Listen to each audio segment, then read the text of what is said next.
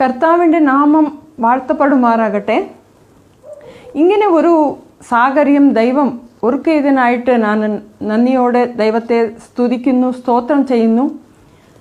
ഇതിനായിട്ട് കർത്താവ് പാസ്റ്ററിനെ ഉപയോഗിച്ചു. എന്തായാലും ഈ ദിവസങ്ങളിലെ എല്ലാ സ്റ്റേറ്റിലും നിലവിളി, കണ്ണീര് ഒപ്പിക്കൊണ്ടിരിക്കുന്ന ഒരു സാഹചര്യമാണ് നമ്മൾ കാണുന്നത്. എല്ലായിടത്തും ലോക്ക്ഡൗൺ ആണ്. പുറത്ത് പോകുവാൻ ഒരാളുടെ കൂടെ നമ്മൾ സാക്ഷീകരിക്കാനോ നമുക്ക് ഒരു സാഹചര്യമില്ലാത്ത ഒരു അവസ്ഥ നമുക്ക് വന്നിട്ടുണ്ട്. ആ സമയത്തിൽ ഇതുപോലെ ഒരു സൂം മീറ്റിങ്ങിൽ എനിക്ക് ഇടയാകുന്ന എനിക്ക് ഇങ്ങനെ ഒരു സാഹചര്യം തന്ന ദൈവത്തെ ഞാൻ നന്ദിയോടെ സ്തോത്രം ചെയ്യുന്നു, സ്തുതിക്കുന്നു. എല്ലാ ദൈവ മക്കൾക്കും വന്ദന അർപ്പിക്കുന്നു. പാസ്റ്റർക്ക് എൻ്റെ നന്ദി പറയുന്നു. ഇങ്ങനെ ഒരു സാഹചര്യം എനിക്ക് തന്നതിനായിട്ട്.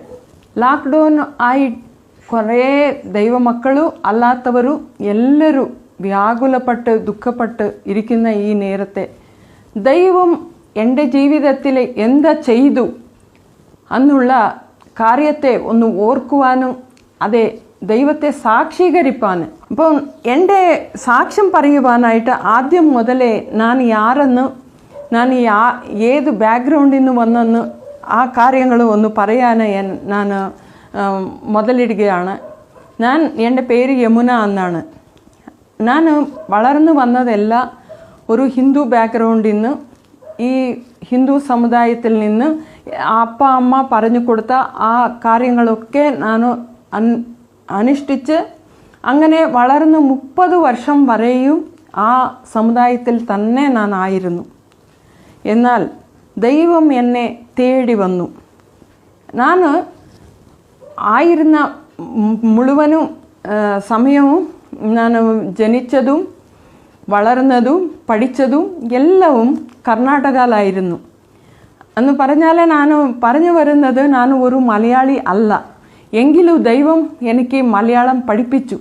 ദൈവം കൃപ തന്നു എന്ന് പറയുക, അല്ലാതെ വേറെ ഒന്നും എനിക്ക് പറയുവാനൊന്നുമില്ല.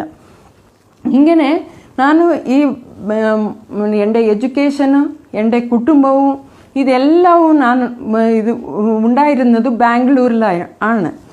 ആ സമയത്ത് എനിക്ക് ഈ ഭാഷയും അറിയത്തില്ല, ഒന്നും അറിയത്തില്ല. എൻ്റെ അപ്പ അമ്മ പറഞ്ഞു കൊടുത്ത ഈ കാര്യങ്ങൾ മീൻസ് എല്ലാ റിച്വൽസ് ഞാൻ അതിനെ ചെയ്തുകൊണ്ടിരുന്നു. ഞാൻ പഠിച്ചത് എന്താന്ന് പറഞ്ഞാൽ നഴ്സിംഗിലെ ഒരു ഗ്രാജുവേഷൻ എടുത്തു. അങ്ങനെ ബാംഗ്ലൂരിലെ തന്നെ ഞാൻ എൻ്റെ കുടുംബവും ആയിരുന്നു. ഒരു കൊച്ചു കുടുംബമാണ്, 2 പിള്ളേരുണ്ടായിരുന്നു. ആ സമയത്തെ ദൈവം എനിക്ക് ഒരു വലിയ കടഭാരം എൻ്റെ കുടുംബത്തിൽ നേരിടേണ്ടി വന്നു. അങ്ങനെ ചോദിച്ചാൽ എനിക്ക് ജോലിയുണ്ട്, സെൻട്രൽ ഗവൺമെൻറ് ജോലിയാണ്. ആ സമയത്തെ എനിക്ക് നല്ല സാലറിയും ഉണ്ട്. എന്നാലും എനിക്ക് വലിയ കടബാധ്യത നേരിടേണ്ടതായിട്ട് വന്നു. ആ കടം എത്ര വരെ ആയി എന്ന് പറഞ്ഞാൽ പിള്ളേർക്ക് ഒരു ബേസിക് നീഡ്സ് മീറ്റ് ചെയ്യാനായിട്ട് പറ്റുന്നില്ല. അവർക്ക് ശരിയായിട്ടുള്ള ആഹാരം കൊടുക്കാൻ എനിക്ക് പറ്റുന്നില്ല. മീൻസ് എൻ്റെ കൂടെ കേൾക്കുന്ന മാതാപിതാക്കൾക്ക് അറിയാം, പിള്ളേർക്ക് ഒരു ആഹാരം പോലും കൊടുക്കാൻ പറ്റുന്നില്ല എന്ന് പറഞ്ഞാൽ എന്തോ ഒരു വിഷമവും എന്തോ ഒരു ഭാരവും അങ്ങനെ ഉണ്ടാകും. ആ ഭാരത്തിൽ ഞാൻ കഴിഞ്ഞു കൂടുമായിരുന്നു. എന്നാലും ആ സമയത്ത് എനിക്ക് ഒരു പാസ്പോർട്ടോ ഒരു വേറെ ദേശത്തിലേക്ക് പോകാനുള്ള മുതലെടുപ്പ് എൻ്റെ കയ്യിൽ ഒന്നുമേ ഇല്ലായിരുന്നു. പക്ഷേ എനിക്ക് ഇപ്പോൾ പറയാനേ എനിക്ക് പറ്റും. എന്താണെന്ന് പറഞ്ഞാൽ ദാവീദ് സങ്കീർത്തനങ്ങളിൽ പറയുന്ന ഒരു വാക്കുണ്ട്.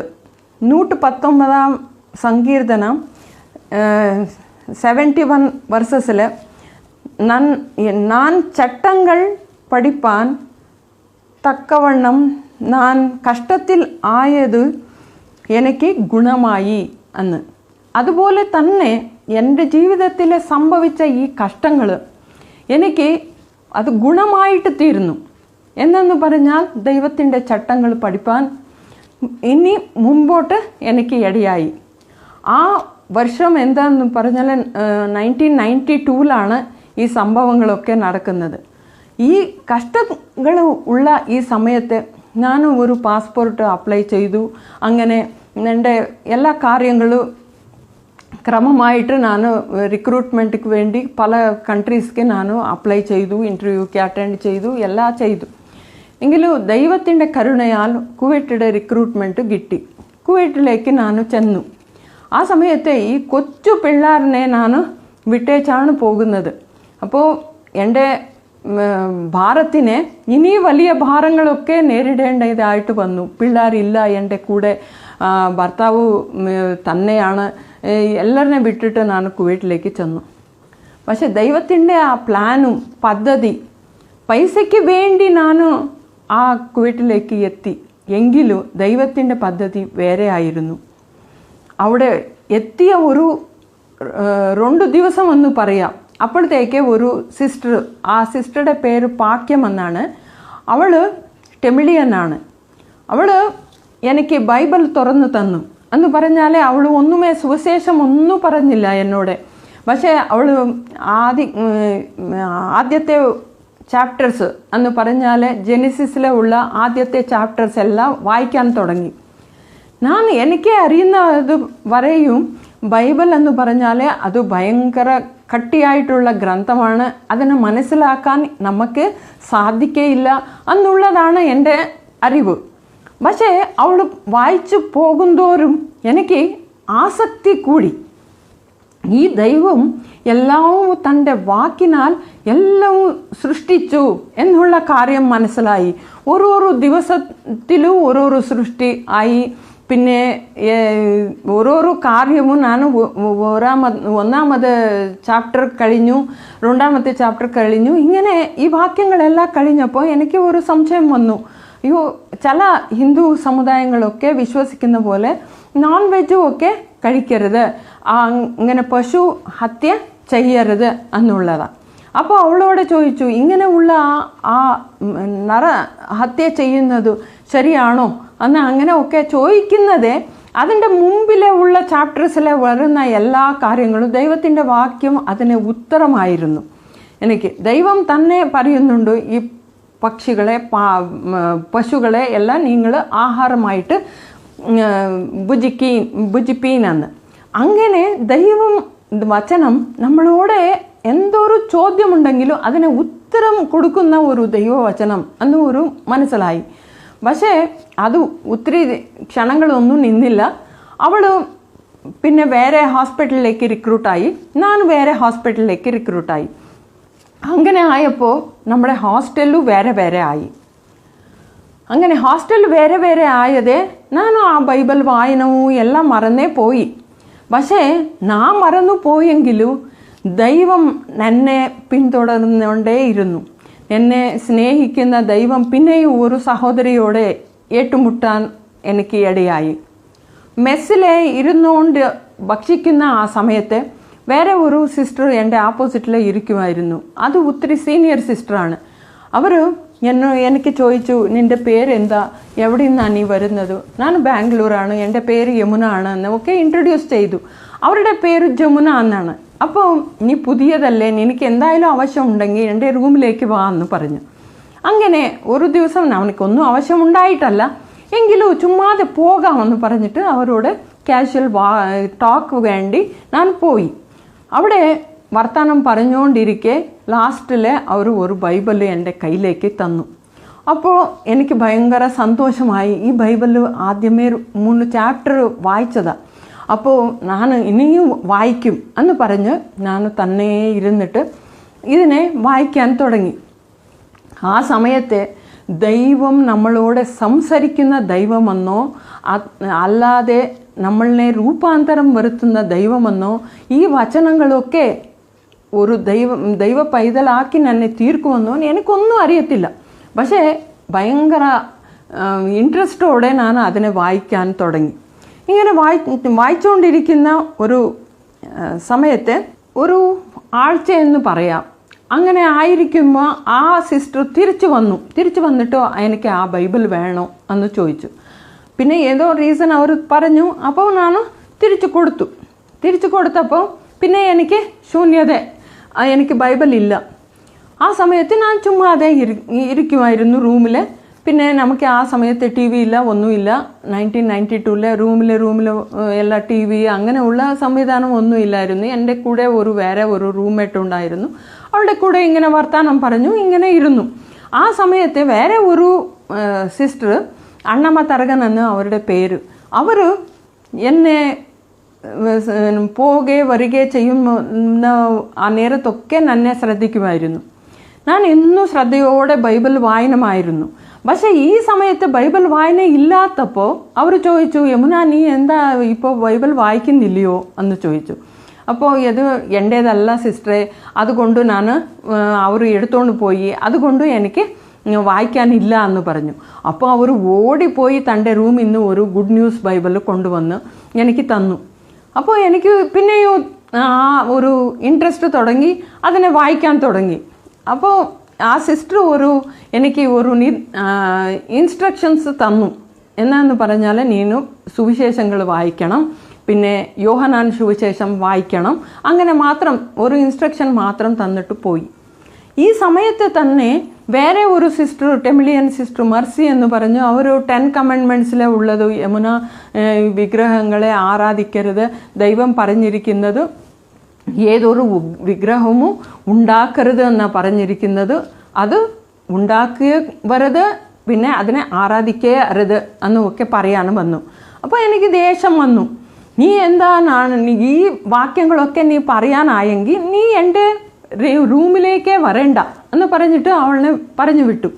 അങ്ങനെ എനിക്ക് വേറെവർ പറയുന്നതൊന്നും എനിക്ക് കേൾക്കണ്ട, പക്ഷേ ഞാൻ ബൈബിൾ മാത്രം ഇൻട്രസ്റ്റ് ആയിട്ട് ഞാൻ വായിക്കുന്നുണ്ട്. ഇങ്ങനെ തുടർന്നുകൊണ്ടിരുന്നു. അപ്പോൾ ദൈവത്തിൻ്റെ വാക്യം പറയുന്നുണ്ട്, ഹോശിയ 2-ാമത്തെ അധ്യായം 14-ാം വാക്യത്തിൽ, അതുകൊണ്ട് ഞാൻ അവളെ വശീകരിച്ച് മരുഭൂമിയിൽ കൊണ്ടുചെന്ന് അവളോട് ഹൃദയംഗമായി സംസാരിക്കും എന്ന്. അതുപോലെ തന്നെ ദൈവം എന്നോട് പല കാര്യങ്ങൾ സംസാരിക്കാൻ ഇടയായി. ഞാൻ ഏതൊരു ക്രിസ്ത്യൻ നാമധേയമായിട്ടുള്ള ക്രിസ്ത്യൻ കൂടെ അതുപോലെ വായിക്കത്തില്ല. അങ്ങനെ ഓരോരു ബുക്ക് തന്നെ ഓരോരോ ദിവസം വായിച്ച് തീർക്കുമായിരുന്നു. അങ്ങനെ എനിക്ക് അത്ര ഇൻട്രസ്റ്റ് ആയിരുന്നു വായിക്കാൻ. അപ്പോൾ എനിക്ക് ദൈവം നല്ലതായിട്ട് മനസ്സിലാക്കി തന്നു, ഞാൻ ആരാധിക്കുന്ന ആ വിഗ്രഹങ്ങൾ ദൈവങ്ങളല്ല. ഞാൻ ചുമ്മാതെ ആ മണ്ണും കല്ലും അങ്ങനെയുള്ള കാര്യങ്ങളിലെ ഞാൻ ആശ്രയം വെച്ചിരിക്കുന്നത് എനിക്ക് ഒരു സമാധാനവും എനിക്ക് തരത്തില്ല എന്നുള്ളത് എനിക്ക് മനസ്സിലായി. സത്യദൈവം നമ്മളെ എല്ലാം സൃഷ്ടി ചെയ്തിരിക്കുന്ന ദൈവമാണ് എന്ന് മനസ്സിലായി. അതല്ലാതെ എൻ്റെ ജീവിതത്തിലെ ഉള്ള എല്ലാ പാപഭഞ്ജനമായിട്ടുള്ള ഒരു ജീവിതം, എത്ര കള്ളം പറഞ്ഞിട്ടുണ്ട്, എത്ര മോശം ചെയ്തിട്ടുണ്ട് വേറെവരോട്, ഈ ഓരോരോ കാര്യവും ദൈവം എന്നോട് സംസാരിക്കാനിടയായി. അപ്പോൾ എനിക്ക് ഭയങ്കര ദുഃഖം, പശ്ചാത്താപം വന്നു. ഒരു ദിവസം അതേ ഹോസ്റ്റലിലെ അതേ ഫ്ലോറിൽ വേറെ ഒരു സിസ്റ്റർ ഉണ്ടായിരുന്നു. അവരുടെ റൂമിലേക്ക് നമ്മൾ ചെന്നു. അവിടെ അവർ ഈ ടേപ്പ് റിക്കാർഡിലെ ഒരു സ്ത്രീ, ഒരു പെൺകുട്ടിയുടെ ഒരു സാക്ഷ്യം കേട്ടുകൊണ്ടിരുന്നു. ഇപ്പോൾ ടേപ്പ് റിക്കാർഡിൽ കാണാനേ ഇല്ല. ആ സമയത്ത് ടേപ്പ് റിക്കാർഡർ എന്ന് പറഞ്ഞാൽ വലിയ മതിപ്പുള്ളതാണ്. അവൾ അങ്ങനെ കേട്ടുകൊണ്ടിരിക്കുന്ന ആ സമയത്ത് അവൾ ഇംഗ്ലീഷിലാണ് ഇതിനെല്ലാം പറയുന്നത്. ആ സമയത്ത് എനിക്ക് ഒട്ടും മലയാളം മനസ്സിലാകുന്നില്ല. പക്ഷേ ഈ പെൺകുട്ടി ഇങ്ങനെ സാക്ഷ്യം പറയുന്നത് ഞാൻ കേട്ടുകൊണ്ട് ഇരുന്നു. അതിനകത്ത് അവൾ പാരലൈസ്ഡ് ആയിട്ട് ബെഡിൽ കിടക്കുവാണ്.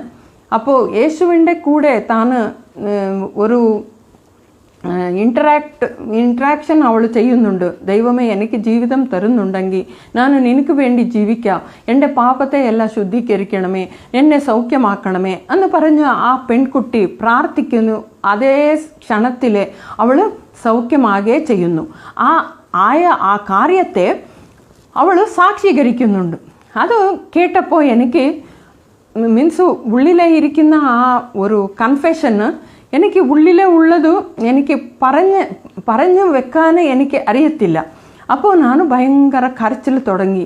ആ റൂമിൽ തന്നെ ನಾನು കരച്ചിൽ തുടങ്ങി. അപ്പോൾ എല്ലാവരും ദൈവമക്കളായിരുന്നു. അവരെല്ലാവരും ഇരുന്ന് പ്രാർത്ഥിക്കാം നമുക്ക് എന്ന് പറഞ്ഞിട്ട് ഒരു പാട്ടുപാടി ഒരു പ്രാർത്ഥനയും ചെയ്തു. പക്ഷേ എനിക്ക് ആരും ഒരു വാക്കോ ഒന്നും പറഞ്ഞില്ല. ആ ദിവസം അങ്ങനെ കഴിഞ്ഞുകൂടി. പക്ഷേ ആ ഹൃദയത്തിലെ തന്നെ ನಾನು ദൈവത്തിന് വേണ്ടി ನಾನು സമർപ്പിക്കുകയായിരുന്നു. പക്ഷേ എനിക്ക് അതുപോലും എനിക്ക് മനസ്സിലായില്ലായിരുന്നു. പക്ഷേ ഞാൻ കുറേ കരഞ്ഞു. എൻ്റെ പാപങ്ങൾക്ക് വേണ്ടി ഞാൻ ഒത്തിരി കരയുകയുണ്ടായി.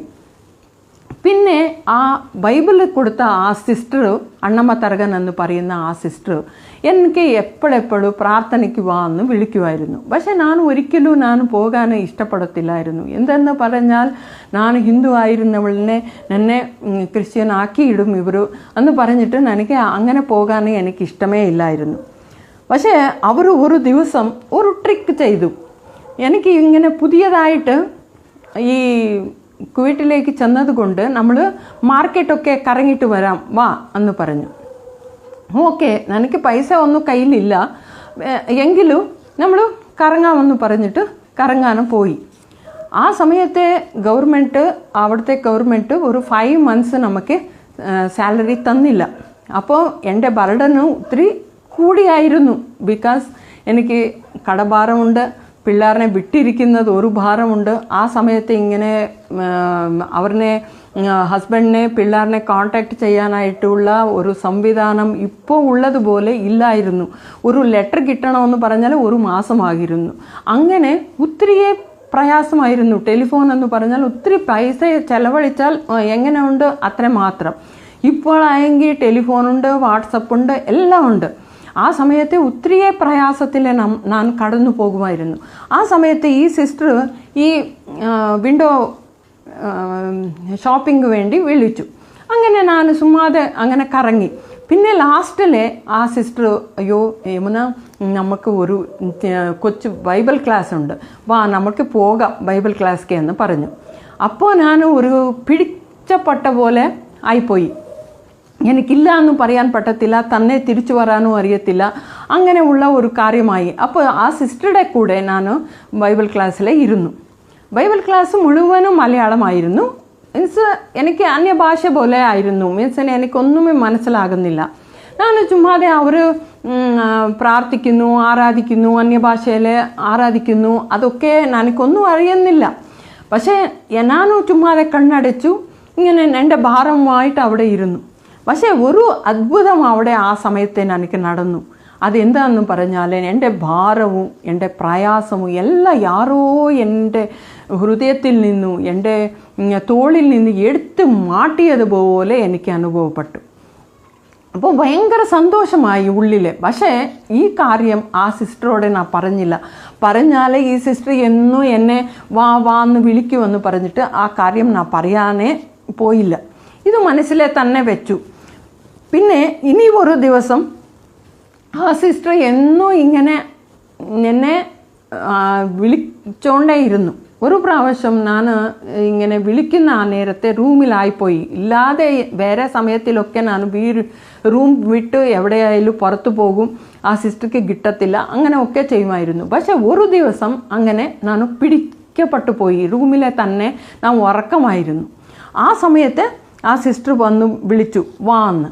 ആ സിസ്റ്ററുമായിട്ട് എനിക്ക് ഒരു നല്ല സ്നേഹ സംബന്ധവും ഏർപ്പെട്ടായിരുന്നു ആ സമയത്ത് അങ്ങനെ വാ എന്ന് വിളിക്കുമ്പോൾ എനിക്ക് ഇല്ല എന്ന് പറയാനേ എനിക്ക് പറ്റത്തില്ലായിരുന്നു. അങ്ങനെ ഞാൻ ആ കൊച്ചു പ്രെയർ ഗ്രൂപ്പിൽ പോയി. അവിടെ ആ റൂമിലെ ഒരു 10-15 പേര് അവിടെ ഇരുന്ന് പ്രാർത്ഥിക്കുന്ന പ്രാർത്ഥനയാണ്. അവിടെയും മലയാളത്തിലെ തന്നെയാണ്. അവിടെയും പുതിയ ആൾക്കാരുണ്ട്, ഈ നെയിംസേക്ക് ക്രിസ്ത്യൻസ് കുറേ ആൾക്കാരുണ്ട്. അവരുടെ കൂടെ കുറേ ഗോസ്പലൊക്കെ അവർ പറയുന്നു. പക്ഷേ ഞാൻ ചുമ്മാതെ ഇരുന്നു, ഒന്നും മനസ്സിലാകുന്നില്ല. അവർ എന്തോ പ്രാർത്ഥിക്കുന്നു, ആരാധിക്കുന്നു, ആലോചന പറയുന്നു, ദൂത് പറയുന്നു, അങ്ങനെയൊക്കെ പോയി. പക്ഷേ എനിക്കൊന്നുമേ അറിയുന്നില്ല. ഞാൻ ചുമ്മാതെ തന്നെ ഇരുന്നു. പക്ഷേ ഒരു സിസ്റ്റർ, ഇംഗ്ലീഷ് കോൺഗ്രിഗേഷനിൽ പോകുന്ന ഒരു സിസ്റ്റർ, ആ സിസ്റ്റർ ചോദിച്ചു, യമുന നിനക്ക് എന്നും ബൈബിൾ വായിക്കുമല്ലേ നീ, അപ്പോൾ നിനക്ക് പാപങ്ങളെ രക്ഷിപ്പാൻ യേശു കർത്താവ് നിന്റെ പാപങ്ങൾക്ക് വേണ്ടി വന്നു എന്ന് നീ വിശ്വസിക്കുന്നുവോ എന്ന് ചോദിച്ചു.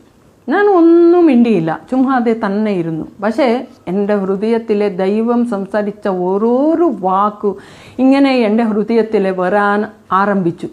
അത് എന്തുവാ എന്ന് പറഞ്ഞാൽ, ഇങ്ങനെ പാപങ്ങൾക്ക് വേണ്ടി ഞാൻ പശ്ചാത്തപിച്ചതും, അപ്പോൾ ഞാൻ പാപങ്ങൾക്ക് വേണ്ടി ഞാൻ എവിടെ പോകും കർത്താവെ എന്ന് ഞാൻ നിലവിളിച്ച ആ സമയത്ത് യേശു കർത്താവ് മാത്രമേ ഈ രക്ഷ തരാൻ സാധിക്കുകയുള്ളൂ എന്നുള്ളത് എനിക്ക് മനസ്സിലായി. അപ്പോൾ ഈ വാക്യങ്ങളൊക്കെ എനിക്ക് എൻ്റെ ഹൃദയത്തിൽ വരാൻ തുടങ്ങി. അപ്പോൾ എനിക്ക് ഒരു സംശയവും ഇല്ലാതെ, yes sister, I believe in it. യേശു കർത്താവ് അല്ലാതെ പാപങ്ങൾക്ക് വേണ്ടി ഇനി ആരാണ് മരിച്ചത്? വേറെ ആരും മരിച്ചവരില്ല. വേറെ കുറേ ദൈവങ്ങളുണ്ട്. പക്ഷേ എൻ്റെ പാപങ്ങൾക്ക് വേണ്ടി മരിച്ചത് യേശു കർത്താവ് മാത്രമെന്ന് ഞാൻ വിശ്വസിക്കുന്നു എന്നും ഞാൻ പറഞ്ഞു. അങ്ങനെ പറഞ്ഞപ്പോൾ അവർ പറഞ്ഞു, അങ്ങനെ നീ വിശ്വസിക്കുന്നതായെങ്കിൽ നീ ഏറ്റു പറയുക. അപ്പോൾ റോമ ലേഖനത്തിലുള്ള ആ 10-ാമത്തെ അധ്യായം 9-ാം വാക്യത്തിലെ ഉള്ളതുപോലെ, നീ ഹൃദയം കൊണ്ട് വിശ്വസിക്കുകയും നീ വായി കൊണ്ട് ഏറ്റു പറയുകയും ചെയ്താൽ നീ രക്ഷിക്കപ്പെടും എന്നുള്ള ആ വാക്യവും എടുത്തു. ഇനി കുറേ വാക്യങ്ങളൊക്കെ വായിപ്പിച്ചു എന്നെ ഇംഗ്ലീഷിൽ. അപ്പോൾ ഞാൻ ആ കൊച്ചു കുട്ടി പോലെ എനിക്ക് അറിയുന്ന വിധത്തിൽ ഏറ്റു പറഞ്ഞ് ഞാൻ പ്രാർത്ഥിച്ചു. അങ്ങനെ ഞാൻ രക്ഷിക്കപ്പെടുവാൻ ഇടയായി.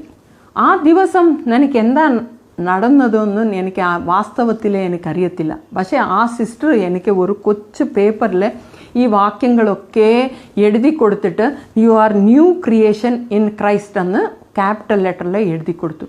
അപ്പോൾ എനിക്ക് മനസ്സിലായി, ഞാൻ പഴയതെല്ലാം മാറിപ്പോയി, പഴയതെല്ലാം വിട്ടുപോയി, ഞാൻ ഇപ്പോൾ പുതിയ സൃഷ്ടിയാണ് എന്ന് അപ്പോഴാണ് എനിക്ക് മനസ്സിലായത്. പിന്നെ ഞാൻ പ്രാർത്ഥിക്കാൻ അങ്ങനെ വലിയ ആരാധനയോ എനിക്കൊന്നുമേ അറിയത്തില്ല.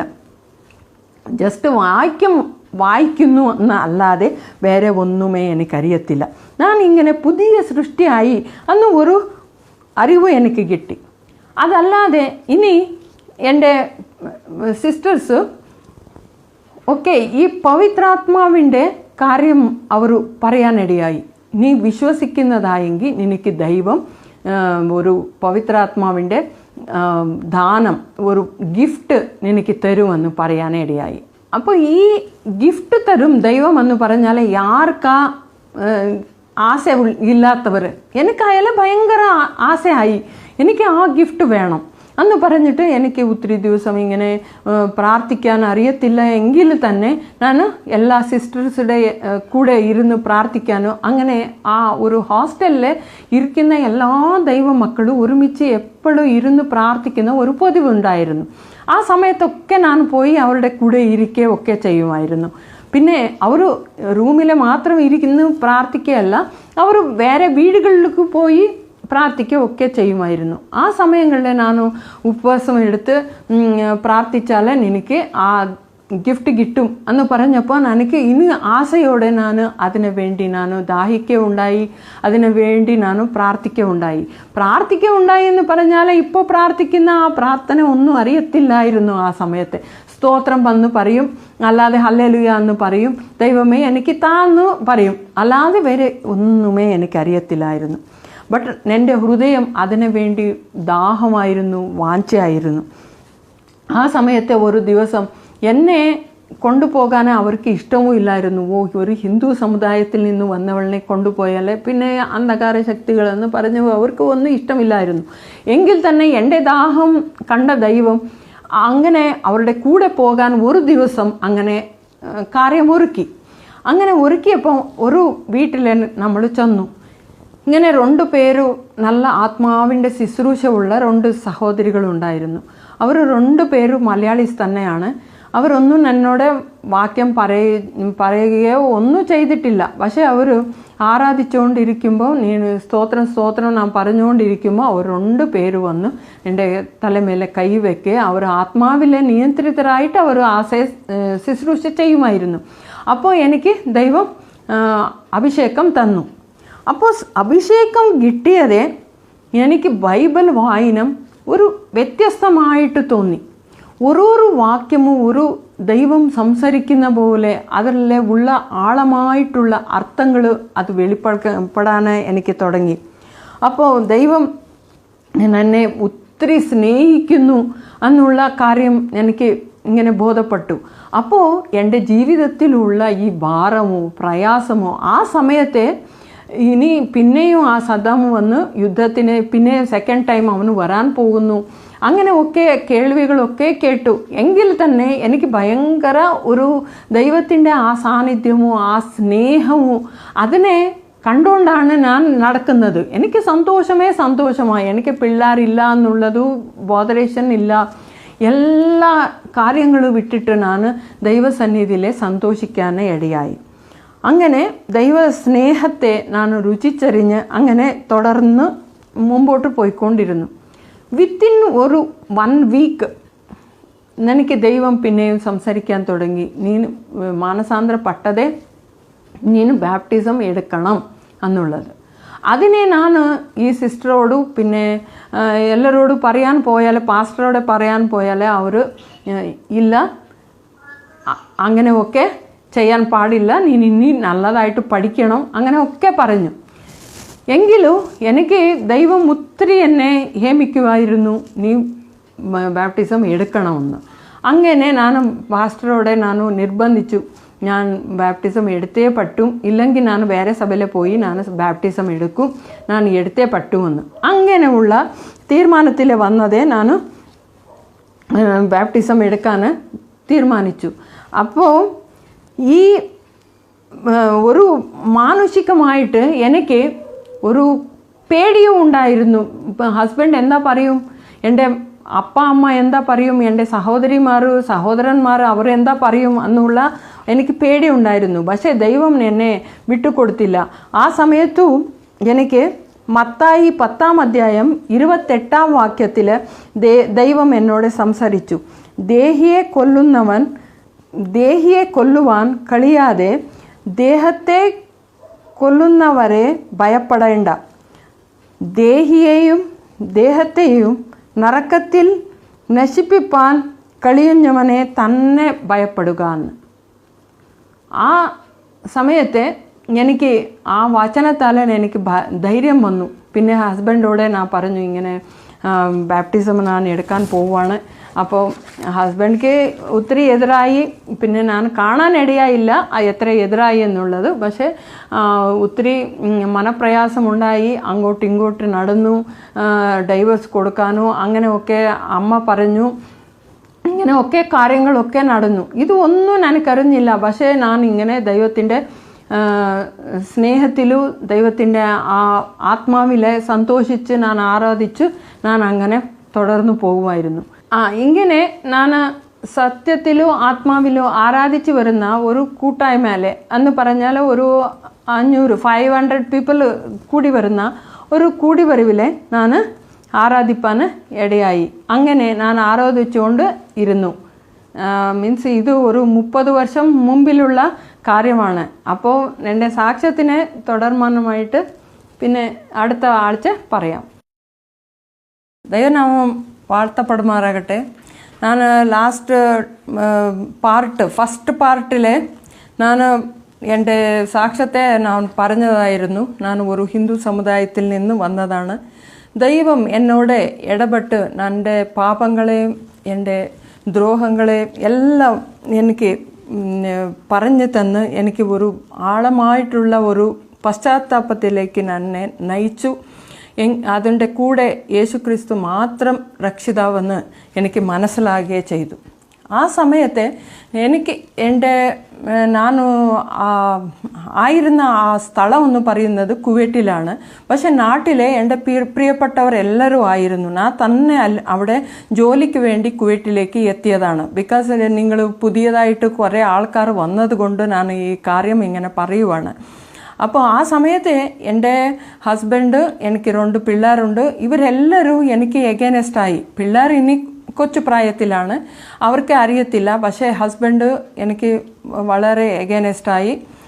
എൻ്റെ ഫാദറും മദറും എൻ്റെ സിസ്റ്റേഴ്സ് പിന്നെ എനിക്ക് ഒരു ബ്രദറുണ്ട്, അവനും എല്ലാവരും എഗൈനസ്റ്റായി. പിന്നെ എനിക്ക് ഓരോരോ കത്ത് വരാൻ തുടങ്ങി. ആ സമയത്ത് ഇങ്ങനെ ഫോൺ വിളിയോ അങ്ങനെയുള്ള ഒരു സൗകര്യം ഇല്ലാതെയിരുന്നു. അപ്പോൾ ഓരോരോ കത്തിലും നീ തിരിച്ചു വരണം, നിനക്ക് ഹിന്ദുയിസം എന്ന് പറഞ്ഞാൽ എന്തുവാണെന്ന് എനിക്ക് അറിയത്തില്ല, അങ്ങനെയുള്ള ലെറ്റേഴ്സൊക്കെ വരാൻ എനിക്ക് തുടങ്ങി.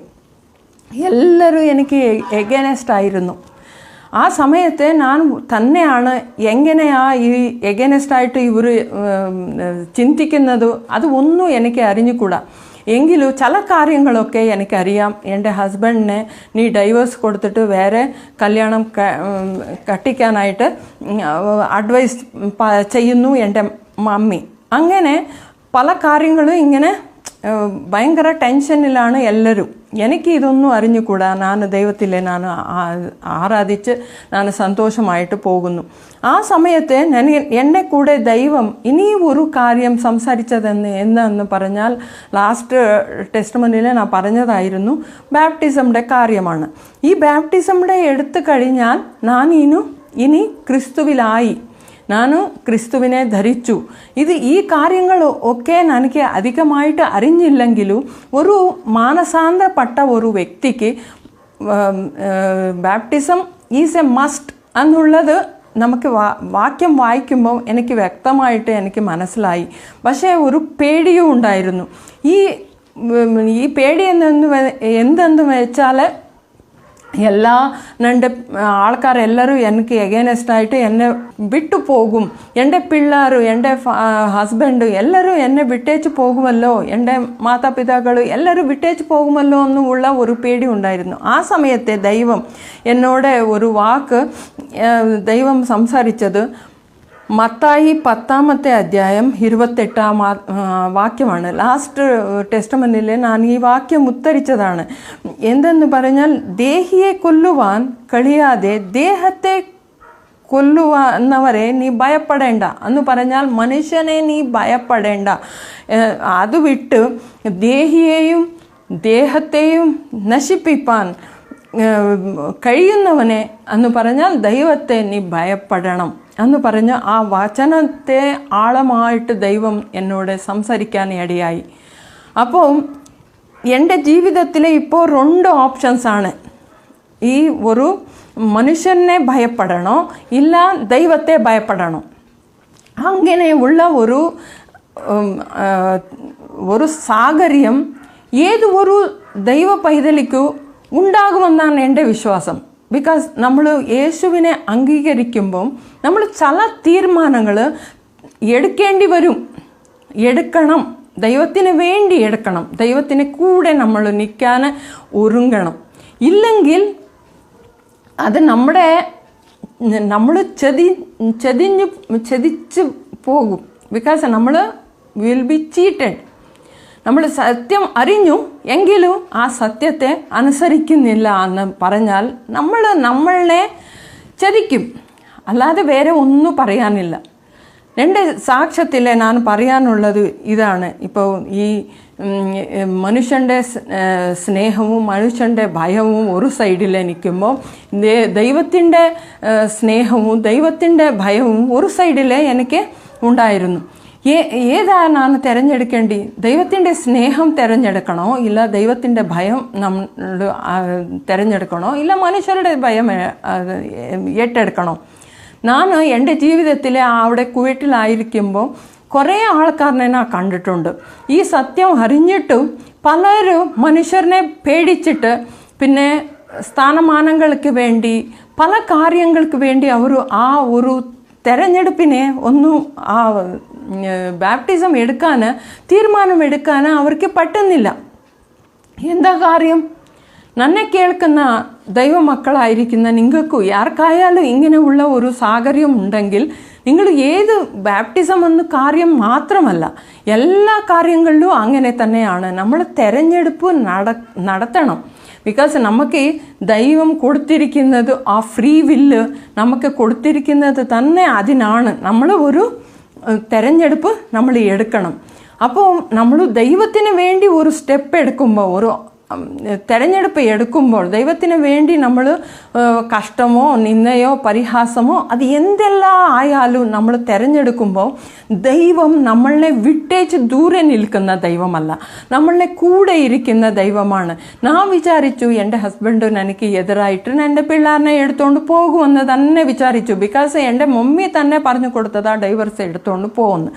അപ്പോൾ ഞാൻ വിചാരിച്ചു ഇവർ എടുത്തുകൊണ്ട് പോകും, ഞാൻ തന്നെ ആയി നിൽക്കും, അങ്ങനെ ആകുമെന്ന് തന്നെ വിചാരിച്ചു. പക്ഷേ ദൈവം അങ്ങനെ വിട്ടുകൊടുത്തില്ല ദൈവമക്കളെ. ദൈവം എനിക്ക് സഹായിക്കാനായി വിത്തിൻ 1 ഇയർ യേശു ക്രിസ്തുവിനെ കർത്താവായിട്ട് വിശ്വസിച്ച് ഭർത്താവ് സ്നാനപ്പെടുകയെ ചെയ്തായിരുന്നു. പക്ഷേ ആത്മീയമായിട്ട് നല്ലതായിട്ട് ഉയർച്ച പ്രാപിച്ചില്ലെങ്കിൽ തന്നെ ആ സമയത്ത് യേശുവിനെ ഒരു ഹിന്ദു ആയിട്ടുള്ള ഒരു മനുഷ്യൻ അങ്ങനെ അംഗീകരിക്കണമെന്ന് പറഞ്ഞാൽ ദൈവത്തിൻ്റെ വലിയ പ്രവൃത്തി ഞാൻ കണ്ടതാണ്. നിങ്ങൾ ചോദിക്കാം ഇങ്ങനെ എല്ലാവർക്കും സംഭവിക്കുമോ? ഇല്ല, ചിലപ്പോൾ അങ്ങനെ സംഭവിക്കത്തില്ലായിരിക്കും. എങ്കിലും ദൈവം നമുക്ക് കൃപ തന്ന് നമ്മളെ നിർത്തും. ഇല്ലാതെ അങ്ങനെ നമ്മളെ വിട്ടേച്ച് നിന്റെ പാട്ടിക്ക് പൊക്കോ എന്ന് വിടുന്ന ദൈവമല്ല. നമുക്ക് കൃപ തന്ന് നമ്മളെ നടത്താൻ ശക്തനായിട്ടുള്ള ദൈവമാണ്. നമ്മൾ ദൈവസന്നിധിയിൽ ഏതായാലും ഒരു കാര്യം നമ്മൾ സത്യവചനങ്ങളൊക്കെ ദൈവദാസന്മാർ നമുക്ക് പറഞ്ഞു കൊടുക്കുന്ന ഓരോരോ വാക്യം ആകട്ടെ, അത് നമ്മൾ അനുസരിക്കാനുള്ള ഒരു ഹൃദയം നമുക്ക് വേണം. പിന്നെ അതല്ലാതെ നമ്മൾ എന്ത് സ്റ്റെപ്പ് എടുക്കണം, നമ്മുടെ വശത്തിൽ നിന്ന് എന്ത് ചെയ്യണം, അത് ചെയ്യാനുള്ളത് ചെയ്യണം. അതിലെ നമുക്ക് നിന്ദയാകാം, നമുക്ക് വേദനയാകാം, ചിലറിനെ നമ്മൾ ത്യജിക്കേണ്ടി വന്നെന്നിരിക്കും. പക്ഷേ നമ്മൾ ഈ കൊറോണ വൈറസിൻ്റെ ആ സമയത്തിൽ നമ്മൾ നോക്കുന്നുണ്ട്, എത്രയോ ആൾക്കാർ മാറ്റപ്പെട്ടു പോകുന്നുണ്ട്. യാരും നമുക്ക് ശാശ്വതമായിട്ട് നിൽക്കുന്നില്ല ദൈവമക്കളെ. നമുക്ക് ശാശ്വതമായിട്ട് നിൽക്കാനുള്ളത് യേശു കർത്താവ് മാത്രമാണ്. നമ്മുടെ ആത്മസഖി ആ ദൈവം മാത്രമാണ്. നമ്മുടെ കൂടെ ഇരിക്കാനുള്ള ഒരു ദൈവം യേശു മാത്രമാണ്. അതിനായിട്ട് നമ്മൾ തിരഞ്ഞെടുപ്പ് എടുത്തേ പറ്റത്തുള്ളൂ. അതല്ലാതെ നമുക്ക് പ്രോവർബ്സിലെ 29 ചാപ്റ്ററിലെ 25th വാക്യം ഇങ്ങനെ പറയുന്നു, മനുഷ്യൻ്റെ ഭയം ഒരു കണിയാകുന്നു, അതേ ദൈവത്തെ ആശ്രയിക്കുന്നവരെ അവർക്ക് രക്ഷ പ്രാപിക്കും എന്ന് അങ്ങനെ ഒരു വാക്കുണ്ട്. അപ്പോൾ നമുക്ക് മനുഷ്യരുടെ ഭയം ഒരിക്കലും ഒരു കൺസ്ട്രക്റ്റീവ് അല്ല, ഒരു നല്ല കാര്യം അല്ല. ബിക്കോസ് അവർ ഒരു ശ്വാസം അത്ര എന്ന വചനം പറയുന്നത്. അവരിനെ നമ്മൾ പേടിച്ചിട്ട് നമ്മുടെ ആത്മീയമായ ആ കാര്യങ്ങളെ നമ്മൾ മാറ്റിവെക്കുന്നത് നമുക്ക് ഒരു വിധത്തിലും യേശുവിൻ്റെ മാർഗത്തിൽ നമ്മൾ പോകാൻ നമുക്ക് സംഭവം ഇല്ലാതെ ആകും. അപ്പോൾ നമുക്ക് ജീവന്തമായിട്ടുള്ള സമയത്ത് നമ്മൾ ഈ തിരഞ്ഞെടുപ്പ് നമുക്ക് എടുത്തേ പറ്റത്തുള്ളൂ. എൻ്റെ ജീവിതത്തിൽ ഈ തിരഞ്ഞെടുപ്പ് എടുക്കുമ്പം എനിക്ക് ഇന്ധനമായിട്ട് മീൻസ് ഒരു വാഹനത്തിലെ ഒരു പെട്രോൾ എങ്ങനെയോ അതുപോലെ ഒരു ഇന്ധനമായിട്ട് എനിക്ക് ഉണ്ടായത് ദൈവസ്നേഹമാണ്. നമ്മുടെ ഹിന്ദു പാരമ്പര്യത്തിൽ പല ദേവന്മാരും മുക്കോട്ട് ദേവന്മാരെന്നാണ് പറയുന്നത്. ആ ಯಾವ ഒരു ദൈവന്മാരും എൻ്റെ പാപങ്ങൾക്ക് വേണ്ടി എനിക്ക് വേണ്ടി ഒരു ജീവൻ കൊടുത്ത ഒരു ദൈവം ഞാൻ കണ്ടിട്ടില്ല. ഇങ്ങനെ ഒരു പാപിയായിട്ട് ദോഷിയായിട്ട് ഞാൻ ആ ദൈവത്തെ വൈരിയായിട്ടിരിക്കുന്ന ആ സമയത്തെ എന്നെ തേടി വന്ന ആ ദൈവസ്നേഹത്തെ ഓർക്കുമ്പം എനിക്ക് ഈ മനുഷ്യരുടെ എല്ലാം ആ ത്രാസിൽ വെച്ച് നോക്കുമ്പോൾ ഞാൻ അതിനെ താഴ്ത്തിക്കളഞ്ഞു. യേശുവിൻ്റെ ആ സ്നേഹത്തിൻ്റെ മുമ്പാകെ ഞാൻ ആ ഡിസിഷൻ എടുക്കാൻ എനിക്ക് ഇടയായി. അങ്ങനെ തന്നെ എന്നെ കേൾക്കുന്ന ദൈവമക്കളെ, ഇതുപോലെ ഏതായാലും ഒരു ഡിസിഷൻ എടുക്കാൻ നിങ്ങൾക്ക് ഒരു പ്രയാസമുണ്ടെങ്കിൽ, ഇപ്പോൾ മനുഷ്യൻ്റെ ഭയം പറഞ്ഞു, പക്ഷേ ഇത് ഒരു ലേഡീസ് കൂട്ടം എന്ന് ഞാൻ മനസ്സിലാക്കുന്നു. അധികം പെണ്ണുങ്ങളാണ് ഇരിക്കുന്നത്. അപ്പോൾ ഈ ബാപ്റ്റിസമിന് വേണ്ടി ഒരു ഡിസിഷൻ എടുക്കുമ്പോൾ നമുക്ക് ഈ ആഭരണത്തിൻ്റെ കാര്യം വന്നേക്കാം. ഈ ആഭരണത്തിൻ്റെ കാര്യം പറയുമ്പോൾ ഞങ്ങൾ ഒരു കാര്യം ഓർക്കണം ദൈവമക്കളെ. ആദ്യ നൂറ്റാണ്ടിലെ ആ വിശുദ്ധന്മാർ തങ്ങളുടെ ജീവിതത്തെ അവർ പടയായിട്ട് വെച്ച് അവർ യേശുവിന് വേണ്ടി മരിച്ചു, സിംഹങ്ങളുടെ വായിലെ ഇരയായിത്തീർന്നു. അങ്ങനെ ഒക്കെ നമ്മൾ വായിക്കുമ്പോൾ നമ്മൾ ഓർക്കണം, ഈ ഒരു ചില്ലി കാസ് പോലെയുള്ള ഒരു ചിരിതായിട്ടുള്ള ഒരു ഗോൾഡാണോ നമുക്ക് കാര്യമായിട്ടുള്ളത്? നമ്മുടെ സൗന്ദര്യമാണോ കാര്യമായിട്ടുള്ളത്? ഇപ്പോൾ വരുന്ന ആ ഓരോരോ ഡിസീസസും എല്ലാം നമ്മൾ ഓർക്കുമ്പോൾ നമ്മുടെ സൗന്ദര്യമാകട്ടെ, നമ്മുടെ സ്ഥാനമാനമാകട്ടെ, ഒന്നും ഇതിലെ കാര്യമേ ഇല്ല. അപ്പോൾ നമ്മുടെ ആ ദൈവസ്നേഹത്തിൽ നമ്മൾ നിറയുമ്പം നമ്മൾ തിരഞ്ഞെടുപ്പ് നല്ലതായിട്ട് എടുക്കാൻ കഴിയും. അങ്ങനെ തന്നെ ഒരുത്തൻ ക്രിസ്തുവിലായാൽ അവന് പുതിയ സൃഷ്ടിയാണ്. അവന് പഴയതെല്ലാം കഴിഞ്ഞു പോയി.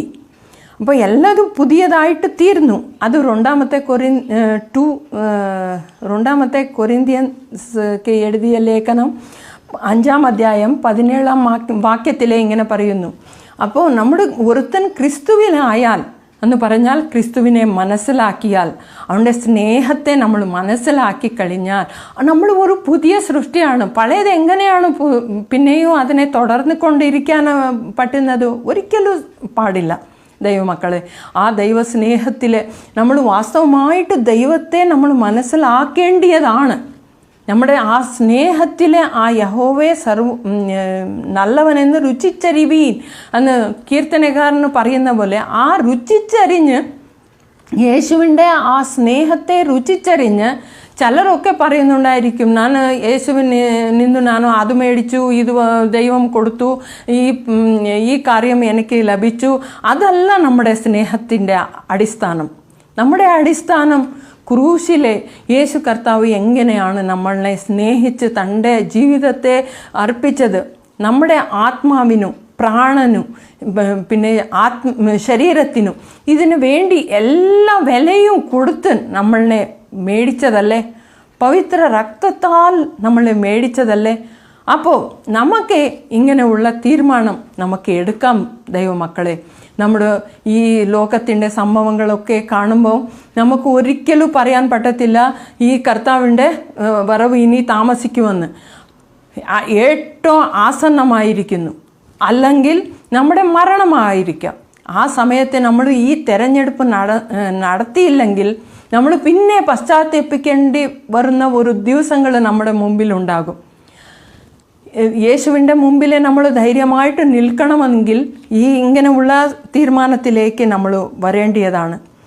ഇപ്പോൾ എൻ്റെ ജീവിതത്തിൽ ഇങ്ങനെ ഞാൻ ദൈവസന്നിധിയിൽ തീരുമാനമെടുത്തു, ബാപ്റ്റിസം എടുത്തു. ഇങ്ങനെ മുമ്പോട്ട് പോയിക്കൊണ്ടിരിക്കുന്ന ആ സമയത്ത് നമുക്ക് ഈ ഹിന്ദു ബാക്ക്ഗ്രൗണ്ടിലുള്ള എല്ലാ ആൾക്കാരും ഉള്ളപ്പം ഞാൻ ലീവിലെ ഇന്ത്യ വരാനും അങ്ങനെയുള്ള പല വർഷങ്ങൾ ഇങ്ങനെ കഴിഞ്ഞു പോയി. ആ സമയത്ത് കുറേ മാരേജസ് ഉണ്ടായി, ഫെസ്റ്റിവൽസ് ഉണ്ടായി, പിന്നെ ഡെത്ത്സ് ഉണ്ടായി. എൻ്റെ പപ്പ മരിച്ചു പോയി, എൻ്റെ മമ്മി മരിച്ചു പോയി. അങ്ങനെ കുറേ കാര്യങ്ങൾ ഹിന്ദു സമ്പ്രദായത്തിൽ നടക്കാനുള്ള കാര്യങ്ങളൊക്കെ എൻ്റെ ജീവിതത്തിൽ മുമ്പോട്ട് വന്നു. ആ സമയത്ത് എല്ലാവരും നീനു മോളല്ലേ, നീನು ഇങ്ങനെയുള്ള കാര്യങ്ങളിലൊക്കെ നീ ചെയ്യണം, ഇങ്ങനെയുള്ള സമ്പ്രദായം നീ ചെയ്യണം, ചെയ്തില്ലെങ്കിൽ തെറ്റാണ് എന്ന് പറഞ്ഞ് ഭയങ്കര നിർബന്ധം എൻ്റെ മേലെ കടത്തി. അങ്ങനെ ഒക്കെ ചെയ്തിട്ടും ഞാനും അതിലെ കയറുവാൻ ഞാൻ സമ്മതിച്ചില്ല. ഇത് എൻ്റെ വലിയ കാര്യമെന്ന് ഞാൻ ബോസ്റ്റ് ചെയ്യാനല്ല പറയുന്നത്. ദൈവത്തിൻ്റെ കൃപ എൻ്റെ മേലായിരുന്നു. എനിക്ക് ഒരു വലിയ ആഗ്രഹം ഉണ്ടായിരുന്നു. എനിക്ക് ദൈവം എന്താ പറഞ്ഞു തന്നോ ദൈവത്തിന് വേണ്ടി നിൽക്കണം, ഇവരുടെ മുമ്പിലെ ഞാൻ വേർപെട്ട് നിൽക്കണം എന്ന് എനിക്ക് ആഗ്രഹം ഉണ്ടായിരുന്നു. എന്നെ ഒരു സൈഡിലേക്ക് തള്ളിയിട്ടാലും, എനിക്ക് ഒരു നിന്ദ വന്നാലും പരിഹാസം വന്നാലും എനിക്ക് സന്തോഷമായിരുന്നു. ബിക്കോസ് യേശുവിനായിട്ട് ഞാൻ പെടുന്ന ആ നിന്ദ പരിഹാസം അതെല്ലാം ഞാൻ സന്തോഷമായിട്ട് ഏറ്റെടുക്കുവാൻ എനിക്ക് ഇടയായി. അങ്ങനെ ഞാൻ കുവൈറ്റിൽ തുടർന്ന് ഒരു വർഷിപ്പ് ചെയ്യുന്ന ഒരു കൂട്ടായ്മയിലേക്ക് ഞാൻ പോയിക്കൊണ്ടിരുന്നു. അത് മലയാളം കൂട്ടമാണ്. അങ്ങനെയാണ് ഞാൻ മലയാളം പഠിച്ചത്. ഇപ്പോൾ ഞാൻ മലയാളം സംസാരിക്കാതെ എത്രയോ വർഷങ്ങളായിപ്പോയി. എങ്കിലും ദൈവം നൽകിയ ഒരു ഭാഷയ്ക്കായിട്ട് ഞാൻ ദൈവത്തെ നന്ദി പറയുന്നു. അതുപോലെ ആ കോൺഗ്രിഗേഷനിൽ ഞാൻ എങ്ങനെ ആയിരുന്നു എന്നുള്ളത് ഒരു ചെറുതായിട്ട് ഞാൻ പറയാൻ ആഗ്രഹിക്കുന്നു. എന്താണെന്ന് പറഞ്ഞാൽ അവിടെ കുവൈറ്റിലെന്ന് പറഞ്ഞാൽ നിങ്ങൾക്കറിയുന്ന പോലെ കുറേ വിസിറ്റിംഗ് പാസ്റ്റേഴ്സും ഉണ്ട്. ആഴ്ചയ്ക്ക് ഒരു 3-4 വിസിറ്റിംഗ് പാസ്റ്റേഴ്സ് കാണും. അപ്പോൾ ഞാൻ ഇഷ്ടം പോലെ ഞാൻ പ്രീച്ചിങ്ങിനെ കേട്ടവളാണ്.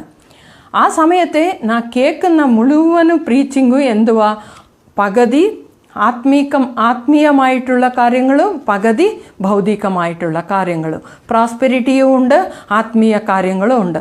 രണ്ടും ഒരുമിച്ച് പോകുന്ന ഒരു പ്രസംഗങ്ങൾ കേട്ടുകൊണ്ടേയിരുന്നു.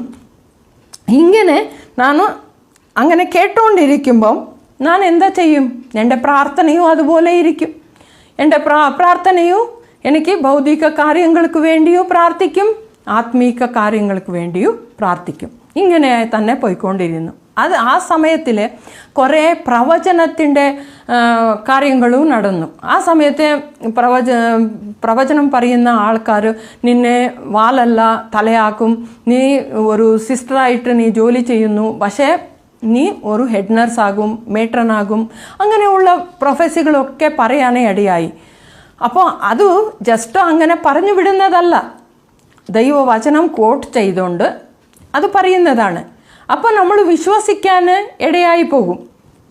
എന്താണെന്ന് പറഞ്ഞാൽ ദാനിയേലിനെ ഉയർത്തിയ ദൈവം നിന്നെയും ഉയർത്തും.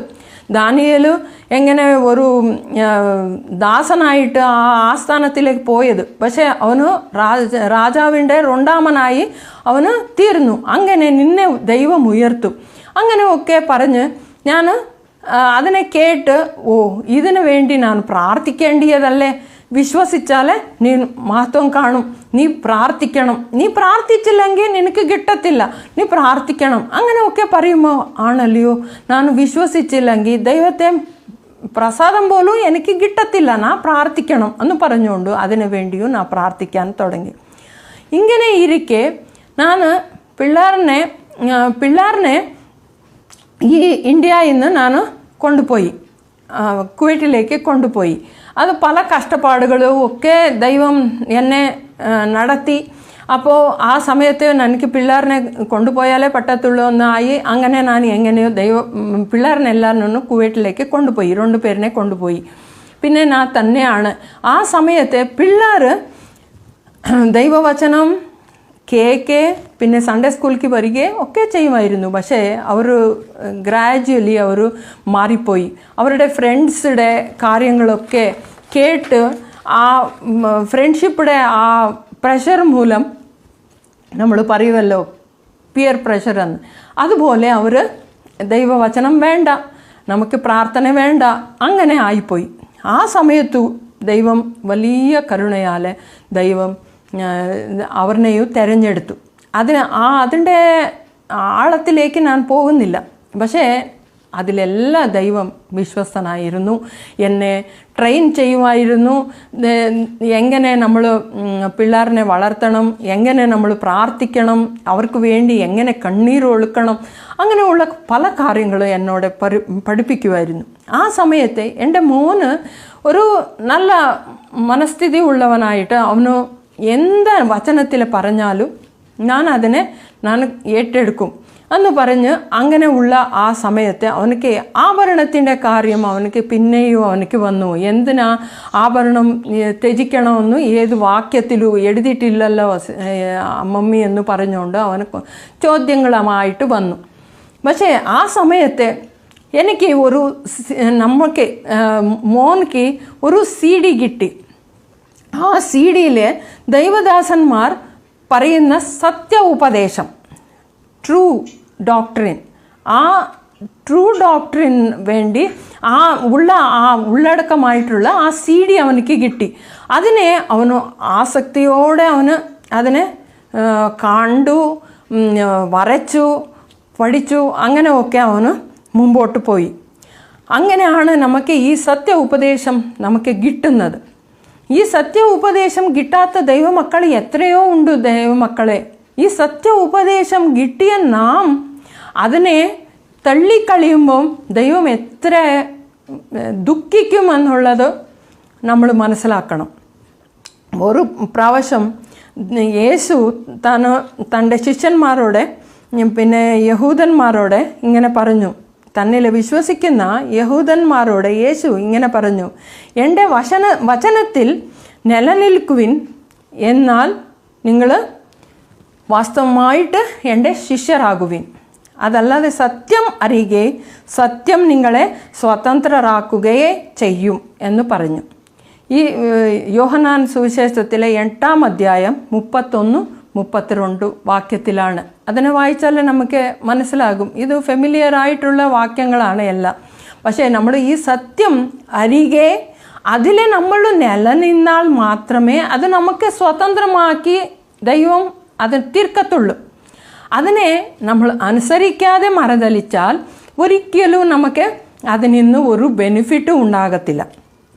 അങ്ങനെ ട്രൂ ഡോക്ട്രിൻ എന്ന് പറഞ്ഞാൽ നിങ്ങൾ ചോദിക്കുമായിരിക്കും, എന്താ സഹോദരി നീ ട്രൂ ഡോക്ട്രിൻ എന്ന് പറയുന്നത് എന്ന് നിങ്ങൾ ചോദിക്കുമായിരിക്കും.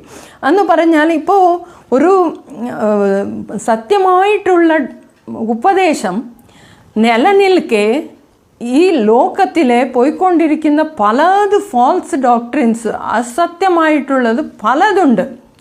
ഞാൻ എല്ലാ കാര്യങ്ങളും ഒരു ഈ കൊച്ചു സമയത്തിൽ നമുക്ക് തീർക്കാൻ പറ്റത്തില്ല. പക്ഷേ എനിക്ക് എന്നും കേൾക്കാനുള്ളത്, പിന്നെ എന്നെ ഒത്തിരി വേദനിപ്പിച്ചത് ഒരു കാര്യം ഞാൻ പറയാൻ ആഗ്രഹിക്കുന്നു. അതെന്തെന്ന് പറഞ്ഞാൽ പ്രോസ്പെരിറ്റി ഡോക്ട്രിനാണ്.